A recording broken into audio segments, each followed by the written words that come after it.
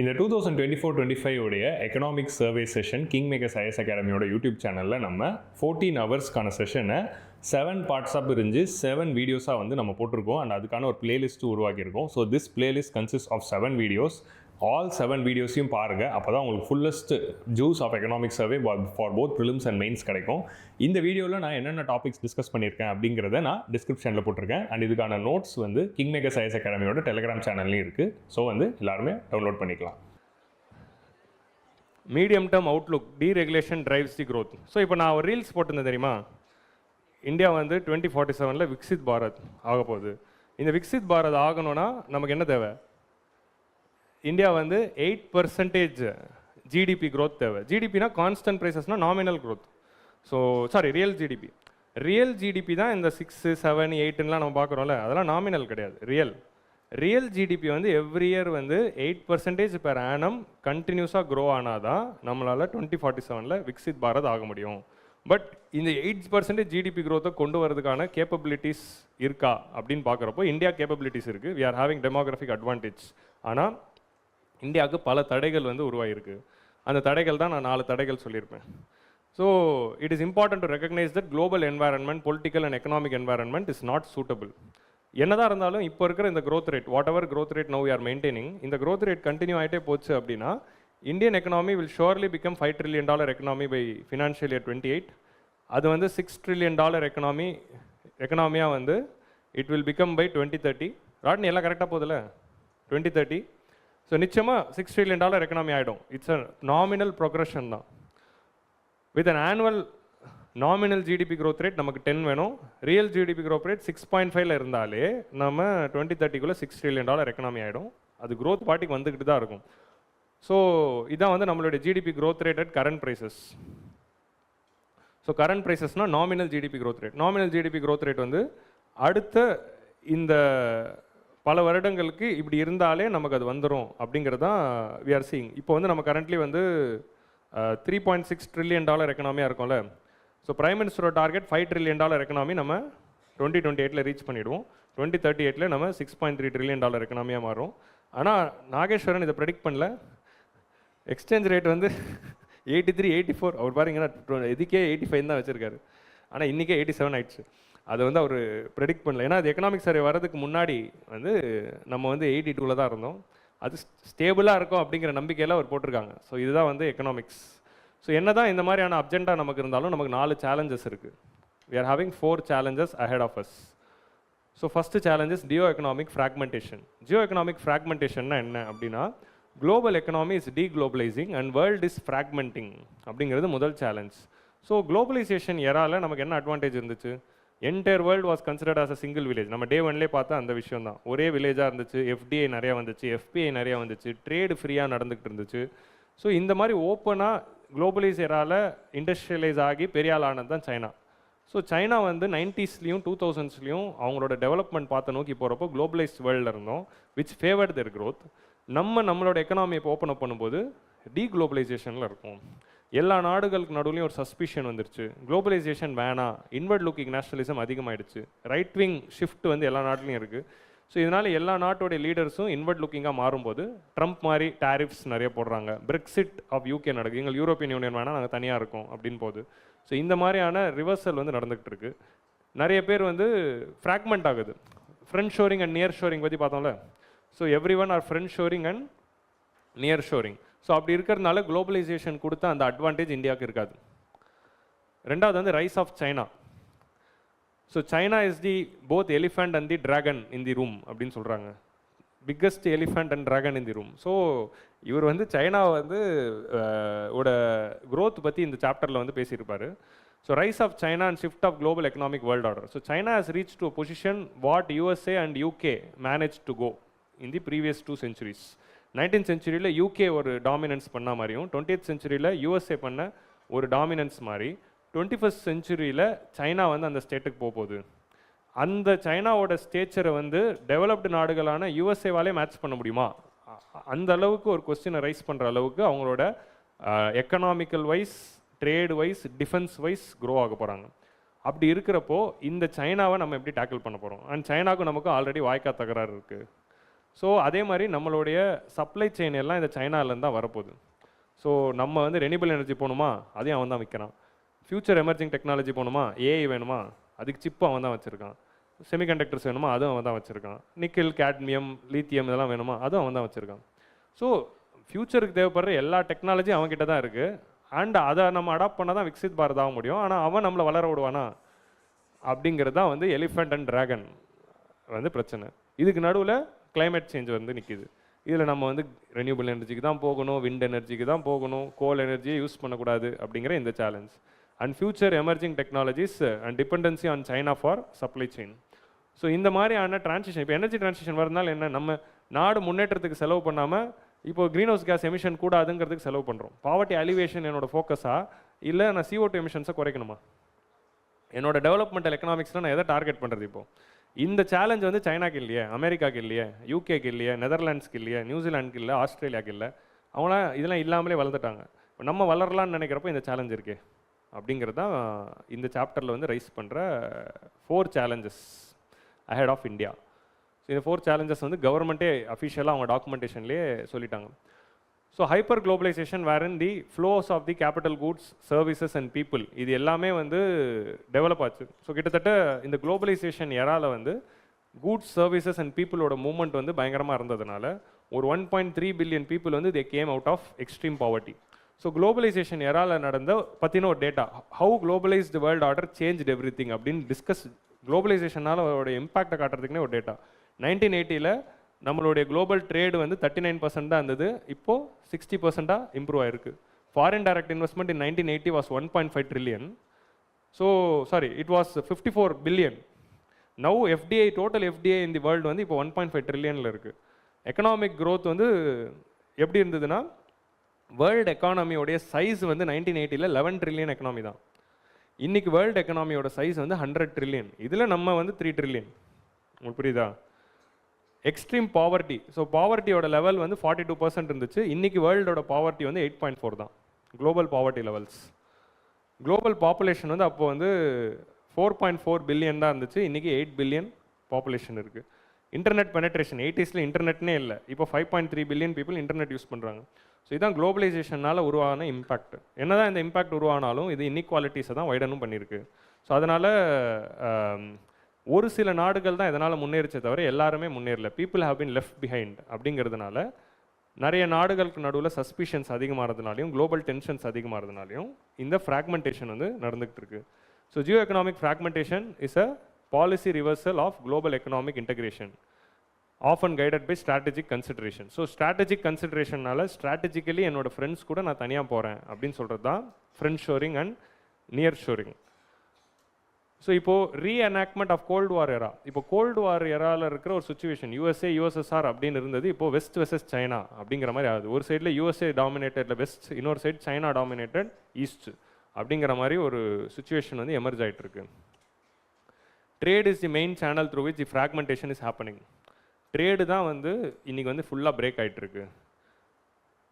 169, இது வந்து நம்ம எக்ஸ்டர்னல் செக்டர்லேயே பார்த்தோம். 169 நியூ ட்ரேட் ரெஸ்ட்ரிக்டிவ் மெஷர்ஸ் வேர் இம்ப்ளிமெண்டட். ட்ரேடை ரெஸ்ட்ரிக்ட் பண்ணுற மாதிரியான மெஷர்ஸ் தான் இப்போ அதிகமாக போயிட்டுருக்கு. அதுக்கு 3 எக்ஸாம்பிள். ஒன்று ட்ரம்போட டேரிஃப், இன்னொன்று யூரோப்பியன் யூனியனோட சிபிஐஎம்மோ டிஃபாரஸ்டேஷன் பார்த்துட்ருக்கோம்.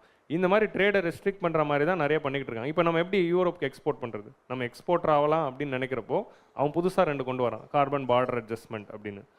ஸோ சைனா கிட்டேருந்து அவன் பொருள் வாங்குறப்போ அதெல்லாம் சைனாக்கு இல்லை. ஸோ இப்போ தான் வந்து இந்த மாதிரி ஒரு சேலஞ்ச் இருக்குது. The impact of geo economic fragmentation இந்த குளோபல் எஃப்டிஐ ஃப்ளோஸ். எஃப்டிஐஸ்லாம் இப்போ எப்படி இருக்குன்னா, ஃப்ரெண்ட்ஸ் நாடுகளுக்குள்ளே தான் அதிகமாகிட்டு இருக்கு. திரும்ப எல்லா நாடுலேருந்து எல்லா நாடுக்கு வேணால் எஃப்டிஐ போகலாம் அப்படிங்கிறத மாதிரி ஃப்ரெண்ட்ஸ் கண்ட்ரீஸ்குள்ளே தான் எஃப்டிஐஸ் வந்து போயிட்டுருக்கு. இது வந்து குளோபல் மெர்ச்சன்டைஸ் ட்ரேட், குளோபல் ட்ரேடோடைய க்ரோத் ரேட் வந்து காட்டுறது. ஸோ குளோபல் ட்ரேட் பார்த்தீங்கன்னா 2008 டிப் ஆச்சு, பட் இது டெம்பரரி தான். 2 பிக்கஸ்ட் டிப்பு பார்த்தீங்கன்னா 2009 ஒன்று, 20 ஒன்று, ஆனால் 2 டெம்பரரி தான். ஸோ இது வந்து நமக்கு ப்ராப்ளமே இல்லை, ஏன்னா என்னதான் டிப் ஆனாலும் அடுத்த வருஷமே வந்துடுச்சு, டிப் ஆனாலும் அடுத்த வருஷமே வந்துடுச்சு. ஸோ இந்த மாதிரியான சின்ன சின்ன டிப்ஸ் வந்து ரொம்ப நாளாக சஸ்டெயின் ஆகிறது தான் பிரச்சனை. ஸோ இங்கே வந்து பார்த்தீங்கன்னா ட்ரம்ப் ஃபஸ்ட் டைம் வரும்போது ஒரு டிப்பு போயிருக்கு, இப்போ செகண்ட் டைம் வரும்போது ஒரு டிப்பு வந்து வருது அப்படிங்கிறது we are seeing. So the elephant and the dragon in the room அப்படின்னே வந்து சைனாவை சொல்லியிருக்கு. கொஞ்சம் சைனா வந்து பெரிய ஆள் அப்படின்னு இந்த எக்கனாமிக் சர்வேல எழுதுனதுனால தான் கவர்மெண்ட் வந்து திட்டிருப்பாங்க போல். அதனால தான் ஒரு ப்ரிஃபேஸில் வந்து இந்த கருத்துக்கள்லாம் வந்து கவர்மெண்ட் ஆஃப் இந்தியாவுடைய கருத்து இல்லை, அனந்த நாகேஸ்வரனான சீஃப் எக்கனாமிக் அட்வைசரோட கருத்துக்கள் தான் அப்படின்னு ஒரு டிஸ்க்ளைமர் வைக்கிறாரு. அது போட வேண்டிய அவசியமே இல்லை, வை ஹி டிட் தட்னு தெரில. பட் ஸ்டில் இதுதான் உண்மை, elephant and the dragon in the room அப்படின்னு சொல்கிறது. According to this shift, China's prominent role in the global supply chain, which continues to reshape the economic landscape. Global economic landscape வந்து China இப்போ reshape பண்ணிக்கிட்டு இருக்காங்க. In 2000, China had just 6% of manufacturing. 2000ல வந்து world மேனுஃபேக்சரிங்கோட ஷேரில் சைனாவோட share எவ்வளோ? 6% தான். இன்றைக்கி பாருங்கள் 45% ஆஃப் குளோபல் மேனுஃபேக்சரிங். இந்த 25 வருஷத்தில் 45% of the global manufacturing China கிட்ட இருக்குது. ஸோ இது ஒரு இன்ட்ரெஸ்டிங்கான கிராஃப். 2000ல் பார்த்தீங்கன்னா 25% ஆஃப் தி ஷேர் வந்து யூஎஸ் கிட்ட இருக்குது. அப்போயே அவங்கள்ட்ட 25 தான் இருந்துச்சு. ஆனால் இப்போ சைனா கிட்ட எவ்வளோ இருக்குது? 45. அதுதான் மேனுஃபேக்சரிங் செக்டரில் இருக்கக்கூடிய விஷயம். ஸோ அப்போ மேனுஃபேக்சரிங் ஹப்பாக இருந்தது யூஎஸ்ஏ, ஜப்பானு, ஜெர்மனி, இட்டாலி அப்படின்னு தான் இருக்குது. சைனா பாருங்கள். So China is here 6%, India வந்து இங்கே 2%ல் இருக்குது. ஸோ இப்போ இந்தியா 2லேருந்து 3 ஆகும், பட் சைனா வந்து 45. ஸோ இதுதான் வந்து the difference with respect to manufacturing share which you are going to face. So இந்த மாதிரி ஒரு டாமினன்ஸ் வந்து 45% வேர்ல்டு ட்ரேடில் ஷேர் வச்சுருக்கிற மாதிரி ஒரு சுச்சுவேஷன் கடந்த 200 வருஷத்தில் யாரும் இருந்ததில்லை.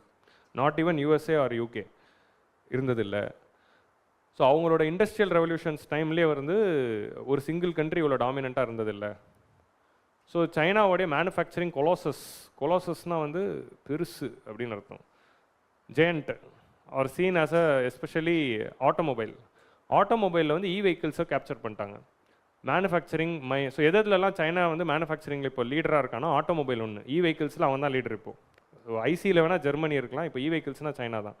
மேனுஃபேக்சரிங், மைனிங் அண்ட் ரிஃபைனிங்னா என்ன அப்படின்னா இந்த critical minerals like copper, lithium, nickel, cobalt, graphite இதெல்லாம் கொஞ்சம் கொஞ்சமாக 20 வருஷமாக அக்யூமுலேட் பண்ணிகிட்டு இருக்காங்க ஆஃப்ரிக்காவிலேருந்து. ஸோ என்டையர் ஆஃப்ரிக்காலையும் வந்து சைனா வந்து நிறைய டெட் டிப்ளமசி, நிறைய கடன் கொடுத்து டெட்டர் ஆக்கி இந்த மைன்ஸ் எல்லாத்தையும் வாங்கி வச்சுக்கிட்டு இருக்காங்க. ஸோ இன்னொரு சைடு நமக்கு இருக்க சேலஞ்ச் வந்து climate transition, China and Jio politics. அன்பு, குணா, ராஜன் அப்படிங்கிற மாதிரி மூணாக வச்சு சப்ஹெட்டிங்ஸ் வருது. Climate transition, China and Jio politics, இது மூணுத்துக்குள்ளே இருக்க தொடர்பு. ஸோ இப்போ இது புரிஞ்சிச்சா? சைனானால் இருக்க பிரச்சனை. ரெண்டாவது ப்ராப்ளமை எக்ஸ்பிளைன் பண்ணி சைனா இப்போ என்ன பண்ணுது, இவன் தான் இவ்வளோ டாமினேட் பண்ணிகிட்டு இருக்கான், நம்ம என்ன பண்ணுறது அப்படின்னு இருக்குது. 1 டிகிரி செல்சியஸ் வார்மிங் நடந்துச்சுன்னா குளோபல் ஜிடிபி வந்து 12% குறைஞ்சிருமா. இப்போ நம்ம ஆல்ரெடி 1.5 இருக்கோம்ல, அது 2.5 ஆச்சுன்னா 12% குளோபல் ஜிடிபி க்ரோத் அஃபெக்ட் ஆகிடும். நம்ம ஜிடிபி க்ரோத்தை கொண்டு வரலாம் அப்படின்னு நினைக்கிறப்போ. So without climate change world economy இன்னும் வளர்ந்துருக்கும், பட் கிளைமேட் சேஞ்சினால தான் இப்படி கம்மியாக வளர்ந்துக்கிட்டு இருக்கு. ஸோ அது வந்து ஒரு கம்பேர் பண்ணி ஒரு கிராஃப் வந்து போட்டிருந்தாங்க, without climate change with climate change அப்படின்னு. So without climate change we would have got a development of that. இப்போ இது இருக்கிறதுனால திஸ். ஸோ நம்பர்லாம் தேவையில்லை, மேலே வந்து இப்படி ஒரு கிராஃபை நீங்கள் ஜஸ்ட் ஒரு எக்ஸாம்பிள் சும்மா இப்படி வரைஞ்சி வச்சுக்கலாம். So China, USA, EU, G7 economies தான் வந்து 50% of greenhouse gas emissions பண்ணுறாங்க. So greenhouse gas emissions இவங்க தான் பண்ணிகிட்டு இருக்காங்க. இந்த க்ரீன் ஹவுஸ் கேஸ் எமிஷன்ஸை தடுக்கணும்னா ரெனியூபிள் எனர்ஜியை கொண்டு வரணும். அந்த ரெனியூபிள் எனர்ஜியை கொண்டு வரணும்னா இவங்களுக்குள்ளே இருக்கிற ட்ரேட் அண்ட் பிஸ்னஸ் ரிலேஷன்ஸ் ஒழுங்காக இருக்கணும். So trade and business relations ஒழுங்காக இருக்கானா இல்லை, இப்போ ஜியோ எக்கனாமிக் ஃப்ராக்மெண்டேஷன் இருக்குது. ஸோ அதான் வந்து பிரச்சனை. ஸோ அதனால் எனர்ஜி டிரான்சிஷனில் we are going to have a issue. Over the last decade, global solar photovoltaic and cell manufacturing capacity has moved from Europe, Japan and US to China. Solar power panel இருக்குல்ல, அந்த பேனலோட manufacturing வந்து முன்னாடி Europe, Japan, US தான் ஆரம்பித்தாங்க. இப்போ China தான் market leader, which has invested almost 50 billion in the photovoltaic power capacity, 10 times more than Europe. அதே மாதிரி சோலார் பேனலை தயாரிக்கணும்னா அதுக்கு தேவைப்படுற ரா மெட்டீரியல்ஸ் தான் polysilicon, ingots, wafers, cells and modules. The terms polysilicon, ingots, wafers, cells, modules is related to what? Related to solar panel. So polysilicon raw materials. இது வந்து நீங்கள் சப்பாத்தி போடுற மாதிரி யோசிச்சு பாருங்கள். ஃபஸ்ட்டு மாவு எடுத்து தண்ணி கலந்து ஃபஸ்ட்டு ஒரு டவ் இருக்கா, அதுதான் பாலிசிலிகான். அதை வந்து நீங்கள் இன்காட்ஸ் சிலிண்டராக கட் பண்ணி வச்சுக்கணும். கட் பண்ணினா அந்த குட்டி குட்டி பாலாக வைக்கணும். அப்புறம் அந்த பாலை எடுத்து வச்சு நீங்கள் தேய்க்கணும். தேய்ச்சி வந்து வேஃபராக மாற்றணும். அப்புறம் அந்த வேஃபர் மேலே உங்களுக்கு வந்து ஏதாவது காய்கறி ஏதாவது போட்டு டிசைன் பண்ணிக்கிட்டு ஏதாவது மேலே போட்டுக்கணும். இல்லை எக், ஒரு சிலர் முட்டை விரும்புகிறாங்க, எக்கு போட்டுக்கலாம். ஸோ அப்படி போடுறதா வந்து செல்ஸ் உருவாக்குறது. ஸோ செல்லுனா அந்த சிப்பை ஃபைனலாக ரெடி பண்ணுறது. ஸோ பாலிசிலிகான்லேருந்து அது சிப்பாக மாறுற வரைக்கும் இருக்கிற என்டையர் சப்ளை செயினும் சைனா கிட்ட தான் இருக்குது. ஸோ குளோபல் லீடராக வந்து 80% வந்து அவங்க தான் வச்சுருக்காங்க. So 80% of the world's battery manufacturing. இப்போ ஃபியூச்சருக்கு நம்ம பேட்டரி வேணும், லித்தியம் அயான் பேட்டரி வேணும் அப்படின்னா அதையும் அவன் சைனா தான் வாங்கி வச்சுருக்காங்க. ஸோ இது இங்கே பாருங்கள், அந்த சோலார் பேனல்ஸோடைய ஷேர் வந்து 2010 எப்படி இருக்குன்னா, அப்பயே சைனா கொஞ்சம் வச்சுருந்தான். இப்போ பார்த்தீங்கன்னா ஃபுல்லாக ரெட் ஆயிடுச்சு. வேஃபர்லாம் பார்த்தீங்கன்னா ஃபுல்லாக ரெட்டாக இருக்குது. இப்போ இந்தியாவோட கலர் எல்லோ. இங்கே எல்லோங்கிறதே இல்லை நிறைய விஷயங்கள்ல. ஸோ அதுதான் நம்மளுடைய ப்ராப்ளமாக இருக்குது. So rest of the world வந்து பச்சை, ஆனால் பார்த்தீங்கன்னா சைனா மட்டுமே இது எல்லாத்தையும் இவ்வளோ பெரிய டாமினன்ஸ் இருக்குது. So that is the thing. So இந்த பாலிசிலிகான் இன்காட்ஸ் வேஃபர்ஸ் பற்றி படிங்க, ஏன்னா which is needed for renewable energy. Nikhil, cobalt, lithium இதில் வந்து சைனா மட்டுமே இத்தனை % ப்ராசஸிங் அவங்க தான் பண்ணிக்கிட்டு இருக்காங்க. நிக்கிலோட சப்ளையில் 65%, கொபால்ட்டில் 68%, லித்தியமில் 60% வந்து சைனா கிட்ட தான் இருக்குது. ஸோ அதனால் இந்த geographical concentration in supply chains வந்து it will create the disruptions. So இதுக்கு நம்ம என்ன பண்ணணும்? கிளைமேட் ட்ரான்சிஷனை நம்ம ஹேண்டில் பண்ணுறது தான் நம்ம என்ன பண்ணிக்கிட்டு இருக்கோம். PLI schemes like PLI scheme கொண்டு வந்திருக்கோம். ஃபேம் மூலமாக வெஹிக்கிள்ஸை பூஸ்ட் பண்ணுறோம். காபில் அப்படிங்கிற இந்த என்னது கனிஷ் பிதேஷ் இன்டர்நேஷ்னல் லிமிடெட் அப்படிங்கிற ஒரு மைனிங் கம்பெனி ஆரம்பிச்சிருக்கோம். இதோட வேலை என்னதுன்னா, வெளிநாடுகளில் போயிட்டு இந்த லித்தியம், கொபால்ட், நிக்கல் இதோட மைன்ஸ் எல்லாம் ஏலத்தில் எடுத்து மைன் பண்ணி கொண்டு வரது. ஃபேமில் வந்து வெஹிக்கிள்ஸ் அண்ட் பிஎல்ஐ ஸ்கீம்ஸில் நமக்கு என்னென்ன தேவை எல்லாமே பிஎல்ஐயில் ஃபோக்கஸ் பண்ணிக்கிட்டு இருக்கோம். அண்டு எனர்ஜி ட்ரான்சிஷனுக்கு நம்ம அடுத்த ஒரு ஆல்டர்னேட்டிவ் என்ன பண்ணணும்னா, பப்ளிக் டிரான்ஸ்போர்ட்டையும் ஃபோக்கஸ் பண்ணணும், அதையும் டெவலப் பண்ணால் தான் உண்டு அப்படின்னு சொல்கிறாங்க. இப்போ நம்மளோட கோல் என்ன? கோல் விக்சித் பாரத். எவ்வளோ ஜிடிபி தேவை? 8% க்ரோத் தேவை, 78 லட்சம் ஜாப்ஸ் தேவை, 35% ஜிடிபி இன்வெஸ்ட்மெண்ட் ரேட் தேவை. கரண்ட்டாக 31 வச்சுருக்கோம். இதை அட்டைன் பண்ணுறதுக்கு என்னென்ன மாதிரியான ரிஃபார்ம்ஸ் வந்து பண்ணியிருக்கோம்? ஸோ என்னென்ன மாதிரியான ரிஃபார்ம்ஸ் பண்ணியிருக்கோம்னா, ஜிஎஸ்டி ஃபஸ்ட்டு வந்து வி brought ஜிஎஸ்டி 2016. அப்புறம் insolvency and bankruptcy code. So இதெல்லாம் வந்து கவர்மெண்ட் பண்ண முக்கியமான reforms. GST, insolvency and bankruptcy code, RERA real estate regulatory authority, unique identity Aadhaar, யூஐடினா யூனிக் ஐடென்டிட்டி. ஸோ ஆதார் வந்து கொண்டு வரோம். டைரக்ட் பெனிஃபிட் ட்ரான்ஸ்ஃபர், எம்எஸ்எம்இக்காக ஏகப்பட்ட ஸ்கீம்ஸு. ஜன் விஸ்வாஸ்னா என்ன அப்படின்னா, பழைய தேவையில்லாத ரெகுலேஷன்ஸ், ரூல்ஸு இதெல்லாம் இருக்குல்ல, இந்த ரூல்ஸ் எல்லாம் ஸ்கிராப் பண்ணி மாடர்ன் டேக்கு ஏற்ற மாதிரி புது புது ஆக்ட்ஸை கொண்டு வரது தான் இந்த ஜன் விஸ்வாஸ் பில்லோட எய்ம். 183 ப்ரொவிஷன்ஸை கேன்சல் பண்ணியிருக்கோம். இந்த மாதிரி நிறைய லாஸில் வந்து நம்ம பண்ணிக்கிட்டு இருக்கோம்ல. லேபர் கோட்ஸ் அமெண்ட் பண்ணோம். அப்புறமா நியாய சன்னிதா, பாரதிய சாக்ஷி சன்னிதா இதெல்லாம் வந்து கொண்டு வந்துக்கிட்டு இருக்கோம். சுரக்ஷித்து அதெல்லாம் பண்ணிக்கிட்டு இருக்கோம். ஸோ இந்த மாதிரி ஏகப்பட்ட ரிஃபார்ம்ஸ் பண்ணி இதை நம்ம அட்ராக்ட் பண்ணிகிட்ருக்கோம். ஸோ ஃப்யூச்சரில் இப்போ நம்ம இத்தனை தடைகளையும் தாண்டி விக்சித் பாரத் ஆகணும்னா நம்ம கையில் என்ன இருக்குது? ஸோ எக்ஸ்டர்னல் செக்டரை நம்பி டெவலப் ஆகிறது அப்படிங்கிறது குளோபலைசேஷன் ஏராவுடைய ஸ்ட்ராட்டஜி. எக்ஸ்டர்னல் செக்டரை நம்பி டெவலப் ஆகிறதுனா என்ன? எஃப்டிஐயும் எஃபிஐயும் ட்ரேடையும் நம்பி ஆகிறது.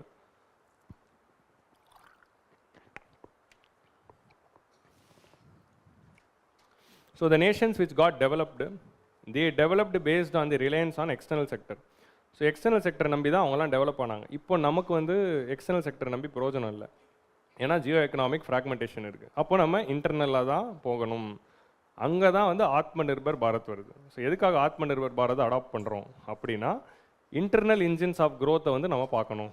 அப்போ நம்ம நாட்டில் ஒழுங்காக மேனுஃபேக்சரிங் கம்பெனிஸும் பிஸ்னஸும் இண்டஸ்ட்ரீஸும் வந்தால் தான் ஏதாவது கொஞ்சமாவது பண்ண முடியும். ஸோ அப்போது இன்டர்னலாக நிறைய பிஸ்னஸ் வர்றதுக்கும் நிறைய மேனுஃபேக்சரிங் வர்றதுக்கும் நிறைய கம்பெனிஸ் வர்றதுக்கும் நம்ம என்கரேஜ் பண்ணணும். அதுக்கு தடையாக இருக்கிறது என்ன அப்படிங்கிறது எல்லாத்தையும் பார்த்து அந்த தடைகள் எல்லாம் நீக்கணும் அப்படின்னு சொல்கிறது தான் டீரெகுலேஷன் ஆஃப் எக்கனாமி. எக்கனாமியில் வந்து ஓவர் ரெகுலேஷன்ஸ்லேருந்து நிறைய டீரெகுலேஷன்ஸ் பண்ணுங்கள். தேவையில்லாத ஏரியாவில் இருக்கிறதெல்லாம் ரெகுலேஷன்ஸ் பண்ணுங்கள், அன்ரெகுலேட் பண்ணுங்கள். So uncertain global economic geo பாலிட்டிக்ஸ்லாம் இருக்கிறப்போ எக்ஸ்டர்னல் செக்டர் கான்ட்ரிபியூஷனை நம்பி பிரயோஜனம் இல்லை. ஸோ அதனால் we have to move towards the domestic front. So deregulation is more critical for MSME growth than large enterprises. So deregulation of MSME தான் இப்போதைக்கு நமக்கு தேவைப்படுது. ஸோ டீரெகுலேஷன் ஆஃப் தி எக்கானமியில் வந்து we are having this issues like compliance cost. Like இப்போ for example வந்து இந்தியாவுடைய 80-85% share வந்து எம்எஸ்எம்இஸ்லேருந்து தான் வருது அப்படின்னா அந்த எம்எஸ்எம்இ தான் வந்து இப்போ நம்மளோட மெயின் இன்ஜின்ஸ் இப்போ. ஸோ அதனால தான் அவங்க சாம்பியன்ஸ் அப்படின்னு நம்ம சொல்கிறோம். இந்த எம்எஸ்எம்இ ஐடென்டிஃபை பண்ணி இந்த எம்எஸ்எம்இலாம் வளர விட்டால் தான் இவங்க தான் அந்த கம்பெனியாக மாற போகிறாங்க. அடுத்தது ஸ்டார்ட் அப்ஸ். இந்த ஸ்டார்ட் அப்ஸை கண்டுபிடிச்சி அவங்களெல்லாம் தேர்னா தான் அவங்க தான் வளர போகிறாங்க. ஸோ அப்போ இவங்களுக்கு தடையாக இருக்கிற அந்த ரெகுலேஷன்ஸை இருக்கணும். நிறைய ரெகுலேஷன்ஸ் வந்து it is creating huge burdens. ஏகப்பட்ட ரூல்ஸு, இதை ஃபாலோ பண்ணணும் அதை ஃபாலோ பண்ணணும்னு இருக்கிறப்போ கம்ப்ளைண்ட்ஸ் காஸ்ட் வந்து அதிகமாகுது. லார்ஜ் கம்பெனிஸ்லாம் என்ன பண்ணிடுறாங்க, என்ன தான் ரூல்ஸ் போட்டாலும் அவங்களோட பணம் இருக்குங்க அப்படிங்கிறத வச்சு பைபாஸ் பண்ணிப்பாங்க. இப்போ பெரிய பெரிய கம்பெனி உங்களுக்கு தெரியும், கேபிட்டல் ஏ, ஸ்மால் ஏலாம் இருக்காங்க. ஸோ அவங்களாம் வந்து எந்த ரூல்ஸ் போட்டாலும் ஈஸிலி தே கேன் பைபாஸ். அவங்கள்ட்ட அவ்வளோ பவர் இருக்குது. ஆனால் வந்து சின்ன சின்ன எம்எஸ்எம்இயால் பண்ண முடியுமா? நம்ம போடுற ஃபைன்லாம் யார் மேலே போடுவோம்? எம்எஸ்எம்இ மேலே தான் போய் ஃபைன் போடுவாங்க. பெரிய பெரிய கம்பெனியெல்லாம் விட்டுருவாங்க. ஸோ அப்படி இருக்கிறப்போ அந்த கம்ப்ளைண்ட்ஸ் வந்து ரிமூவ் பண்ணுங்கள். Regulations hurt business. So ability to start and grow over time. For example, factory regulation make it cheaper for a business to run with 150 worker ஃபேக்ட்ரிஸை ரன் பண்ணுறது it's feasible for a company rather than running 300 worker company. ஏன் அப்படின்னா அவன் 300 worker கம்பெனியாக மாற்றினா அதுக்கான rules ரெகுலேஷன்ஸ்லாம் டைட்டாக இருக்குது. ஸோ அப்போ அந்த மாதிரி பெரிய கம்பெனியாகி நம்ம இந்த ரூல்ஸ் எல்லாம் ஃபாலோ பண்ணுறதுக்கு நம்ம 150 2-3 ஃபேக்ட்ரி வச்சுக்கலாம். ஸோ அப்படி 2-3 ஃப்ராக்மெண்டட் ஃபேக்ட்ரியாக வைக்கிறப்போ எக்கனாமி ஆஃப் ஸ்கேல் இருக்கிறது இல்லை அப்படிங்கிற மாதிரி இருக்குது. ஸோ அதே மாதிரி இப்போ நம்ம போன சாப்டரில் பார்த்தோம், Indian workers they cannot formally work over time. So over time வந்து இந்தியாவில் வந்து பண்ண முடியுமா அப்படின்னு பார்த்தா, ஃபார்மலாக ஓவர் டைம் பண்ணணும்னா அதுக்கு லிமிடேஷன்ஸ் இருக்குது. ஏன்னா 1 வீக்குள்ளே 48 ஹவர்ஸ் டார்கெட் இருக்குது, ஓவர் டைம் பண்ணக்கூடாது அப்படின்னு இருக்குது. Because the law requires employers to pay at least twice the regular wage. So அதனால் என்ன ஆகிடுது, இன்ஃபார்மல் எம்ப்ளாய்மெண்ட்டாக வச்சுக்கிறாங்க. அதனால் எக்ஸ்ப்ளாய்டேஷன் தான் இன்னும் அதிகமாகுது.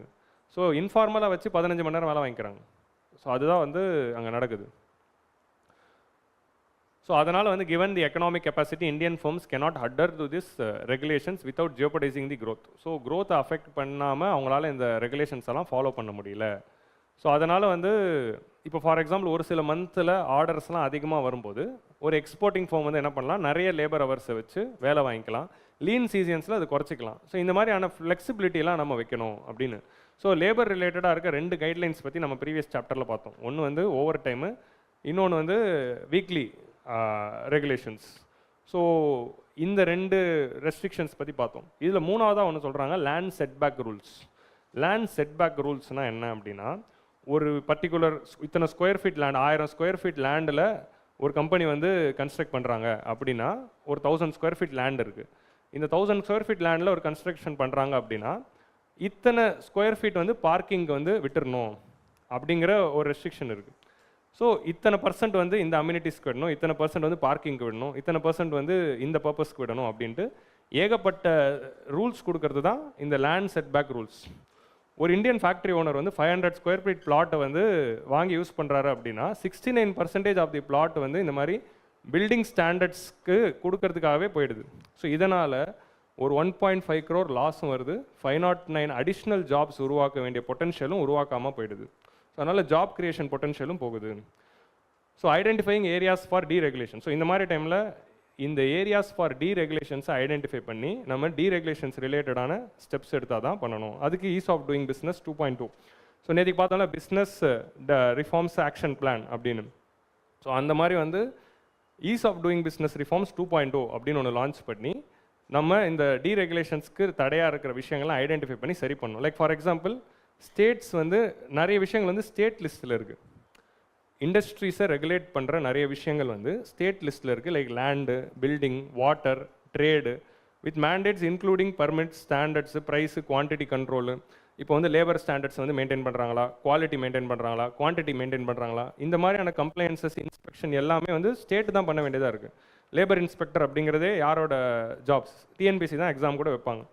ஸோ அப்படி இருக்கிறப்போ சென்ட்ரல் கவர்மெண்ட்டால் மட்டும் எல்லாமே பண்ணிட முடியாது. ஸ்டேட்டும் வந்து they have to identify and do the reforms. So அதுக்கு central government they'll just give the model laws. So அதை பேஸ் பண்ணி ஸ்டேட்ஸ் வந்து ரிஃபார்ம்ஸ் பண்ணணும். அப்படி ரிஃபார்ம்ஸ் பண்ணும்போது எந்தெந்த ஸ்டேட்ஸு எவ்வளோ ரிஃபார்ம்ஸ் பண்ணுறாங்க அப்படிங்கிறதுக்கு ரேங்கிங் கொடுக்கறதுக்கு தான் இந்த ease of doing business 2.0 framework வந்து கொண்டு வராங்க. State should learn from their interstate and inter country comparisons. So மற்ற ஸ்டேட்ஸோட பெஸ்ட் ப்ராக்டிசஸை எடுத்துக்கணும் அண்ட் மற்ற நாடுகளுடைய பெஸ்ட் ப்ராக்டிசஸ் எதுவாக இருந்தாலும் we can take. Like for example, South Korea வந்து ஒர்க் வீக் கால்குலேஷன்ஸ் வந்து 6 மந்த்ஸில் பண்ணுறாங்க. நம்ம வந்து 1 வீக் தானே 48 ஹவர்ஸ்னு வச்சுருக்கோம். ஒரு வாரத்தில் இந்தியாவில் 48 ஹவர்ஸ் தான் ஒர்க் வாங்கணும். ஆனால் சவுத் கொரியா வந்து அதை 6 மந்த்ஸோட ஆவரேஜாக தான் எடுக்கிறாங்க. ஒரு வாரத்தில் 48 வரணும்னு இல்லை, ஒரு சில டைம் 60 ஹவர்ஸ் போகலாம், ஒரு சில டைம் 40 ஹவர்ஸ் கூட போய்க்கலாம். ஆனால் 6 மாதத்தோட ஆவரேஜ் எடுத்து பார்க்குறப்போ அது 48ன்னு வந்தால் போதும் அப்படின்னு இருக்குது. பட் இந்தியாவில் 1 வீக் தான் கணக்கு இருக்குது. ஸோ அந்த மாதிரி சவுத் கொரியாவுடைய நார்ம்ஸை வந்து we can follow. ஸோ இந்தியாவில் வந்து we need minimum necessary and maximum feasible option. minimum necessary regulations மட்டும் என்ன தேவையோ அதை மட்டும் வச்சுக்கிட்டு மேக்ஸிமம் feasible ஆப்ஷன்ஸை கம்பெனி சென்ட்ரிக்காக நம்ம விட்டால் தான் இப்படி தடைகள் இருக்குது. ஸோ இன்டர்நேஷ்னல் லெவல்லையும் குளோபல் லெவல்லையும் இவ்வளோ ப்ராப்ளம்ஸ் இருக்கிறப்போ நம்ம இன்வர்ட் லுக்கிங்காக மாறி இந்த மாதிரி ரிஃபார்ம்ஸ் பண்ணால் தான் we can become Viksit Bharat அப்படிங்கிற அந்த அஜெண்டாவை சொல்கிறதுக்கு தான் எவ்வளோ சொல்கிறாங்க. ஸோ அதே மாதிரி ஒரு ரெகுலேஷன்ஸ் கொண்டு வராங்க அப்படின்னா, நான் நேற்றுக்கு ஒரு வேர்டு சொன்னேன், ரெகுலேட்டரி இம்பேக்ட் அசஸ்மெண்ட் அப்படின்னு. என்வாரன்மெண்ட் இம்பேக்ட் அசஸ்மெண்ட்னா என்ன? ஒரு புது ப்ராஜெக்ட் வருதுன்னா என்வாரன்மெண்டல் இம்பேக்ட் என்ன இருக்கும் அப்படிங்கிறத பார்த்து கொண்டு வரது என்வாரன்மெண்ட் இம்பேக்ட் அசஸ்மெண்ட். அதே மாதிரி ஒரு புது ரெகுலேஷன்ஸ் கொண்டு வரோன்னா அதோடைய காஸ்ட் என்ன இருக்கும் அப்படின்னு பார்த்து கொண்டு வரது தான் regulatory impact assessment. So every regulation imposes a monetary and opportunity cost. So அப்படி இருக்கிறப்போ most regulations require the company to spend. இந்த ரெகுலேஷன்ஸ் கவர்மெண்ட் போட்டதுனால அதை ஃபாலோ பண்ணணுங்கிறதுக்காக கம்பெனிக்கு ஒரு செலவு வருது. ஸோ இந்த மாதிரி செலவுகள் நிறைய வந்து நம்ம எது தேவையோ அந்த ரெகுலேஷன்ஸ் மட்டும் போட்டால் கரெக்டாக இருக்கும். சம்டைம்ஸ் வந்து கவர்மெண்ட்டோட இன்டென்ஷனில் ஒரு ரூல் கொண்டு வருவாங்க, அந்த ரூலோடைய அவுட்கம்ஸ் வந்து அன்இன்டெண்டடாக லாஸஸ் வந்து உருவாக்கும் அப்படிங்கிற மாதிரி சொல்கிறாங்க. எவ்ரி மேண்டேட்ஸ் இருக்கு. ஸோ அதே மாதிரி இந்த மாதிரி ரெகுலேஷன்ஸ் வந்து போட்டே போகிறாங்க. 200 ரெகுலேஷன்ஸ் போடுறாங்க. 200 ரெகுலேஷன்ஸ் போட்டாங்களே அதை ஃபாலோ பண்ணுறாங்களா இல்லையா கம்பெனிஸ் அப்படின்னு பார்க்கறதுக்கான ஒர்க் ஃபோர்ஸ் கவர்மெண்ட் இருக்கா? அதுக்கான இன்ஸ்பெக்ஷன் கெப்பாசிட்டியும் இல்லை. ஸோ இன்ஸ்பெக்ஷன் கெப்பாசிட்டியும் இல்லை, அது இருக்கா இல்லையான்னு பார்க்க முடியல. ரேண்டமாக ஒரு நாள் இன்ஸ்பெக்ஷன் வரும், அப்போ நம்ம வச்சுருக்கணும். ஆனால் எல்லாரும் அதனால் அதை வைக்கிறாங்களா? எல்லாருமே வைக்கவும் மாட்டாங்க, ஒரு சிலர் தான் வைக்கிறாங்க. அப்படி வைக்கிறவங்களுக்கு அது லாஸாக தான் போய் முடியுது. ஸோ இந்த மாதிரி ஒரு சிஸ்டம் எதுக்கு இருக்கணும் அப்படிங்கிறது தான் they are questioning in the economic survey. So state must also anticipate the unintended consequences of the regulation. So welfare அப்ஜெக்டிவில் நம்ம கொண்டு வந்தாலும் அதனால் லாங் டேர்ம் பிஸ்னஸ்க்கு லாஸ் வந்து நிறைய ரெகுலேஷன்ஸ் உருவாக்குது. லைக் ஸ்ட்ரிப் ஃபாரஸ்ட் அப்படிங்கிற ஒரு ரூல் இருக்குது. ஸோ ரோடுக்கு இருக்குல்ல, இந்த ரோடுக்கு பக்கத்தில் இருக்கிற காலி நிலங்கள்லாம் வந்து பை டிஃபால்ட் வந்து ஃபாரஸ்ட் லேண்ட் அப்படிங்கிற மாதிரி டெஃபினேஷனில் தான் இருக்கும் கவர்மெண்ட்டோட ரெகுலேஷன்ஸில். ஒரு ரோடு போடுறோம், சுற்றி இருக்க லேண்டு காலி லேண்டாக இருக்குன்னா பை டிஃபால்ட் அது ஃபாரஸ்ட் லேண்ட் அப்படிங்கிற டெஃபினேஷனில் தான் இருக்குமா. ஸோ அப்போ இங்கே வந்து ஒரு பிஸ்னஸ் வருது அப்படின்னா அந்த லேண்ட் அக்வயர் பண்ணுறதுல இப்போ ஃபார் எக்ஸாம்பிள் வந்து அந்த ரோட்லேருந்து அந்த கம்பெனிக்கு ஒரு கனெக்ஷன் கொடுக்கணும். ஒரு ரோட்லேருந்து அந்த கம்பெனி இருக்குன்னா அதுக்கு என்ட்ரன்ஸ் போடுறதுக்கு ஒரு கனெக்ஷன் கொடுக்கணும் அப்படின்னா அந்த சின்ன வழி கட்டணும்னா அது வந்து ஃபாரஸ்ட் லேண்டை அக்வயர் பண்ணி வழி கட்டணும் அப்படிங்கிற மாதிரி ரூல்ஸில் இருக்குது. ஸோ அதுக்கு அப்ரூவல் வாங்கணும்னா it is taking a lot of time. கிட்டத்தட்ட 700 days கூட ஆகுதான் ஒரு சில டைம்ஸ். 6 monthsலேருந்து 700 days வரைக்கும் இதுக்கான டைம்ஸ் எடுக்குது. ஸோ இவ்வளோ நேரம் வந்து ஒரு கம்பெனி வந்து வெயிட் பண்ணி அப்ரூவல் வாங்கி தான் அந்த பாத்வேவே கன்ஸ்ட்ரக்ட் பண்ணணும்னு இருக்குது. இது எதுக்குன்னா ஃபாரஸ்ட் ப்ரொடெக்ட் பண்ணணும்னு இருக்குது. But it's obvious that road இருக்குது, இங்கே மரங்கள் எதுவுமே இல்லை, இதே ஃபாரஸ்ட் அண்ட் ரூலில் இருக்கணும். ஸோ இந்த மாதிரியான regulations which was brought 50 years ago, 60 years ago for that particular point of time இன்னும் லாஸ்க்குள்ளே ஒழிஞ்சிக்கிட்டு இருக்கு. ஸோ இந்த மாதிரியான ரெகுலேஷன்ஸ் தான் we have to identify and remove. அதுதான் வந்து நம்ம மாடர்ன் டேக்கு ஏற்ற மாதிரி லாஸ் எல்லாத்தையும் சேஞ்ச் பண்ணணும் அப்படிங்கிற இன்டென்ஷன். நம்ம அதை பார்த்துட்டு இருக்கோம். நியாய சன்னிதா இந்த மாதிரி வந்த மாதிரி ஒரு விஷயங்களும் இந்த மாதிரி சேஞ்ச் பண்ணணுங்கிற அப்ஜெக்டிவ்ஸ் வந்து அங்கேருந்து தான் வருது. ஸோ இன்றைக்கி வந்து பார்த்தீங்கன்னா 644 working inspectors are available to overseer 303 lakh. நம்ம கவர்மெண்ட் வந்து இந்தியாவில் இருக்கிற ஃபேக்ட்ரிஸ் வந்து 3.2 lakh ஃபேக்ட்ரிஸ் இருக்குது. 3 லட்சம் ஃபேக்ட்ரிஸை இன்ஸ்பெக்ட் பண்ணுறதுக்கு 650 இன்ஸ்பெக்டர்ஸ் தான் இருக்காங்க. 650 இன்ஸ்பெக்டர்ஸால் 3 லட்சம் ஃபேக்ட்ரிஸையும் பார்க்க முடியுமா? ஸோ கவர்மெண்ட் கிட்டே அந்த கெப்பாசிட்டியும் இல்லை. அட்லீஸ்ட் டிஎன்பிசியில் வேகன்சி அதிகப்படுத்தி ரெக்ரூட் பண்ணாலாவது நமக்கு வந்து லேபர் இன்ஸ்பெக்டர் போஸ்ட் வந்து கிடைக்கும். So we need ease of doing business norms 2.0. So இந்த மாதிரி liberalising the standards like strip forest, land setback rules இதெல்லாம் லிபரலைஸ் பண்ணி லீகல் சேஃப்கார்ட்ஸ் அண்ட் பெனால்ட்டிஸ் வந்து போடணும். ஒரு கம்பெனி மேலே ஒரு பெனால்ட்டி போட போகிறோம் அப்படின்னா அந்த பெனால்ட்டி போடுறதுக்கு முன்னாடி ஒரு சில சேஃப்கார்ட்ஸ் வந்து அந்த ஓனர்ஸ்க்கு கொடுக்கணும். எடுத்த உடனே போயிட்டு தப்பு பண்ணிட்டாங்கன்னு பெனால்ட்டி போட்டு அரெஸ்ட் பண்ணி கிரிமினலால் உள்ளே போடக்கூடாது. ஒரு கம்பெனி ஒரு ரெகுலேஷன் ஃபாலோ பண்ணாமல் போகிறதுங்கிறது ஒரு கிரிமினல் கேஸ் கிடையாது, அது சிவில் கேஸாக தான் இருக்கணும். எடுத்த உடனே அரெஸ்ட் பண்ணணும்னு அவசியம் இல்லை, அவங்களுக்கு டைம் கொடுக்கணும். இந்த மாதிரி நம்ம ரிஃபார்ம்ஸ் வந்து கொடுக்கணும். ஸோ ஒரு ஆக்ஷன் எடுக்கிறதுக்கு முன்னாடி ஷோகாஸ் நோட்டீஸ் கொடுத்து அலெஜட் வயலேஷன் ஆயிருக்குன்னு சொல்லி அந்த எதிர்த்தரப்புக்கிட்ட ஒரு opportunity they should be allowed to present. அதுக்கப்புறமா ஒரு ரீசன்டு டைம் கொடுத்த பிறகு தான் final decisions must be taken அப்படின்னு சொல்கிறது தான் வந்து இந்த கைட்லைன். ஸோ எடுத்தோடனே நம்ம போடக்கூடாது. ஸோ அதுதான் வந்து legal safeguards before penalties are enforce. அதே மாதிரி வந்து reducing the tariffs and fees. So நிறைய இடத்துல வந்து இப்போ கமர்ஷியல்லாம் எலக்ட்ரிசிட்டி டேரிஃப் அதிகமாக இருக்குது, எல்லாமே கமர்ஷியலுக்கு அதிகம் அப்படின்னு நம்ம போடும்போது திரும்ப வந்து கம்ப்ளைண்ட்ஸ் காஸ்ட் தான் அதிகமாகுது. ஸோ அப்போ இந்தியாவில் இன்பில்ட் இண்டஸ்ட்ரீஸ் வளரணும் அப்படின்னா கொஞ்சம் இண்டஸ்ட்ரீஸ்க்கும் கொஞ்சம் டேரிஃப்ஸ் வந்து குறைக்கணும் அப்படின்னு வந்து they are telling. And risk based regulations. இப்போ எல்லாருமே வந்து ஃபயர் என்ஓசி வாங்கணும், ஃபயர் டிபார்ட்மெண்ட்லேருந்து நோ அப்ஜெக்ஷன் சர்டிஃபிகேட் வாங்கணும். அதை வந்து வருஷம் ரெனியூ பண்ணணும்னு இருக்குது. பட் ஹை ரிஸ்க்கான இண்டஸ்ட்ரீஸ் மட்டும் வருஷம் பண்ணால் போதும்ல. Low risk industries where fire is not possible 5 வருஷத்துக்கு ஒரு வாட்டி ரெனியூ பண்ணால் போதும் அப்படின்னு மாற்றினால. ஸோ ரிஸ்க் பேஸ் பண்ணி இதை கொண்டு வாங்க. எல்லாரும் 1 வருஷத்துக்கு ஒரு வாட்டி பண்ணணும், எல்லாரும் 6 மாதத்துக்கு ஒரு வாட்டி பண்ணணுங்கிறது தான் ப்ராப்ளம். ஸோ அதுதான் வந்து ரிஸ்க் பேஸ்டு ரெகுலேஷன்ஸ் வந்து கொண்டு வரணும். அண்ட் சிஸ்டமேட்டிக் இன்வெஸ்ட்மெண்ட்ஸ் வந்து பண்ணணும். ஸோ இன்வெஸ்ட்மெண்ட்ஸ் பண்ணால் தான் இந்தியாவுடைய மிடில் ஸ்டாண்ட் வந்து டெவலப் ஆகும். What is middle stand? இந்த டேர்ம் மிடில் ஸ்டாண்ட்னா எம்எஸ்எம்இ. ஸோ எம்எஸ்எம்இயை குறிக்கிற அந்த வேர்டை தான் வந்து நம்ம மிடில் ஸ்டாண்ட் அப்படின்னு நம்ம சொல்கிறோம். ஸோ அப்போ தான் வந்து middle stand will be developing. So Germany, Switzerland, Japan, Singapore இந்த மாதிரியான நாடுகள்லாம் அந்த நாட்டோடைய மிடில் ஸ்டாண்ட் அப்படின்னு சொல்கிற அந்த எம்எஸ்எம்இ செக்டரோடைய க்ரோத்னால தான் இன்றைக்கி டெவலப்டு நாடாக இருக்குது. So Germany, Switzerland, Japan, Singapore developed because their nations protected their own MSMEs. They allowed the innovation there, they brought high quality manufacturing there, அதனால் டெவலப் பண்ணாங்க. ஸோ நம்மளும் வந்து அந்த மாதிரி நம்ம எம்எஸ்எம்இ ப்ரொடெக்ட் பண்ணி இந்த மாதிரி டீரெகுலேஷன்ஸ்லாம் பண்ணணும். அண்ட் எம்எஸ்எம்இ டெவலப் பண்ணுறது it's sustainable and employment sensitive also. So they are going to create more employment. ஏன்னா எம்எஸ்எம்இ தான் ஹை ரெக்ரூட்மெண்ட்டும் பண்ணுறாங்க. ஸோ அப்படி இருக்கிறப்போ எம்ப்ளாய்மெண்ட்டும் நிறைய ஜென்ரேட்டும் ஆகும் அண்ட் லாங் டேர்ம் வெல்ஃபேர் இதனால் வரும். ஸோ இந்த மாதிரி எக்ஸசிவ் ரெகுலேஷன்ஸ் எல்லாம் குறைக்கிறதுக்கு ரீசெண்டாக பார்த்தீங்கன்னா யூஎஸ்ஏலேயே 2 இனிஷியேட்டிவ்ஸ் வந்திருக்கு. Office of management of budget அப்படின்னு ஒன்று கொண்டு வந்திருக்காங்க. So office of management of budget வந்து ஒரு எக்ஸ்பெண்டிச்சரும் கவர்மெண்ட் பண்ணுறதுக்கு முன்னாடி அதோடைய காஸ்ட் எஃபெக்டிவ்னஸை டெஸ்ட் பண்ணிட்டு தான் கொண்டு வராங்க. டிபார்ட்மெண்ட் ஆஃப் கவர்மெண்ட் எஃபிஷியன்சி டாஜ் அப்படின்னு இப்போ ரேசஸாக ட்ரம்ப் ஆரம்பிச்சு, இதுக்கு எலான் மஸ்க் வந்து லீடராக போட்டிருக்காங்க. ஸோ கவர்மெண்ட் எஃபிஷியன்சினா கவர்மெண்ட் பண்ணுற ஒரு செலவும் எஃபிஷியண்ட்டாக இல்லையா அப்படின்னு பார்த்துட்டு தான் செலவு பண்ணுவோம் அப்படின்னு. ஸோ நம்மளோட ஃபேவரட், நம்ம எப்போவுமே கிண்டல் பண்ணுற ஒரு initiative of US government. So இந்த மாதிரியான அதே மாதிரி யூகே வந்து பெட்டர் ரெகுலேஷன் ஃப்ரேம் ஒர்க் அப்படின்னு ஒன்று கொண்டு வந்திருக்காங்க. ஸோ இந்த மாதிரி ஒரு நாடுகளும் அவங்களுடைய ரெகுலேஷன்ஸ்லாம் ஒழுங்காக இருக்கா இல்லையா. இப்போது 1 in 2 out பிரின்சிபல். நம்ம ஒரு ரெகுலேஷன் கொண்டு வரோம் அப்படின்னா பழசு 2 வெளியே எடுக்கணும். ஸோ இதான் வந்து 1 in 2 out. நீ புதுசாக ஒன்று கொண்டு வந்தால் ஓகே, ஆனால் பழசு தேவையில்லாத 2 எடுங்க அப்படிங்கிற ஒரு ரூல் கொண்டு வந்திருக்காங்க. அப்படி இருக்கிறப்ப என்ன ஆகுது, அப்போது புதுசாக ஒன்று கொண்டு வரும்போது ரொம்ப யோசிப்பாங்க, இது ஒன்று தேவையா, இது ஒன்று கொண்டு வந்தால் பழசு 2 தூக்கணுமே, எதை தூக்கணும் அப்படின்னு இருக்கிறப்போ ஃபில்டர் ஆகி தான் ஒரு ரெகுலேஷன் வருது அப்படின்னு வந்து தே ஆர் டாக்கிங். ஸோ இந்த மாதிரி யூகேலே இந்த மாதிரி ஒரு ஃப்ரேம் ஒர்க் இருக்குது. ஸோ இந்த மாதிரியான ஃப்ரேம் ஒர்க்ஸ் வந்து இந்தியாவில் டெவலப் பண்ணும். பிரைம் மினிஸ்டரும் அவரோட ஸ்பீச்சில் வந்து டாஜ் மாதிரி ஒரு இனிஷியேட்டிவ் வந்து இந்தியாவிலையும் நாங்கள் கொண்டு வருவோம் அப்படிங்கிறத சொல்லியிருக்காரு. So that is one thing.